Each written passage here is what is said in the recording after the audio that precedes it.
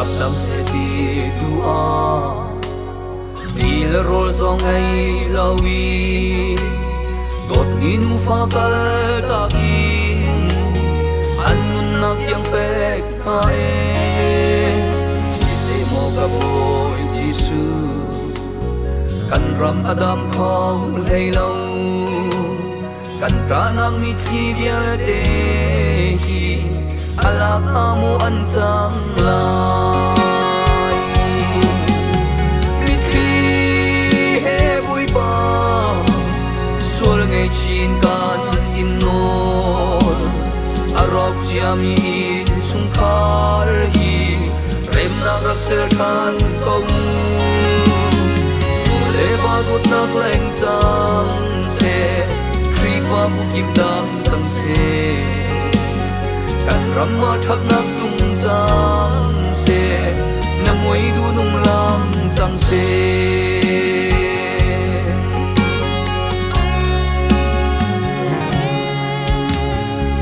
khal kim dam du ruang le panu fa pa dam duwa ile rol du lo bang in mo bui pa na sin kan awe he kan au na ole kan sa du tha na bil te kan chung khala tin tel chang kau kamit li kan ho yak chang mit thi he bui pa sual ngai chin kan in no arok chiami in chung khar hi rem na rak sel khan kong nu le ba gut na leng chang se kri fa bu kim dam chang se kan ram ma thak nak tung chang se na moi du nung lang chang se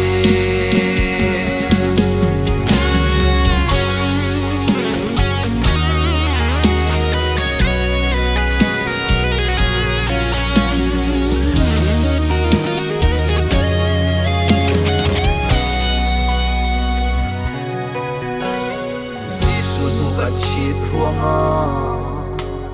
kan ram tharau mit a cho tharau ram kan hu khong ti lo u bi thu dan long kan hu tharau dau son ho nak le zang fa na kan nei ti lo chu cha kan ram sur sa a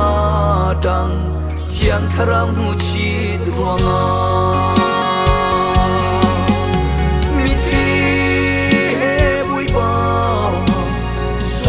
chin kan in no arok chiami in chung khar hi rem na rak sel khan kong nu le ma gut nak leng chang se kri fa bu ki dam chang se kan ram ma thak nak tung chang se na moi du nung lang chang se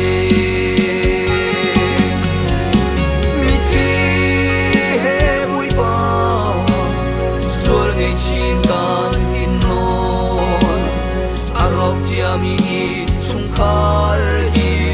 rem na rak sel khan kong nu le ba gut nak leng chang se kri pa bu ki dam chang se kan ram ma thak nak tung chang se na moi du nung lang chang se ram ma thak nak tung chang se na moi du nung lang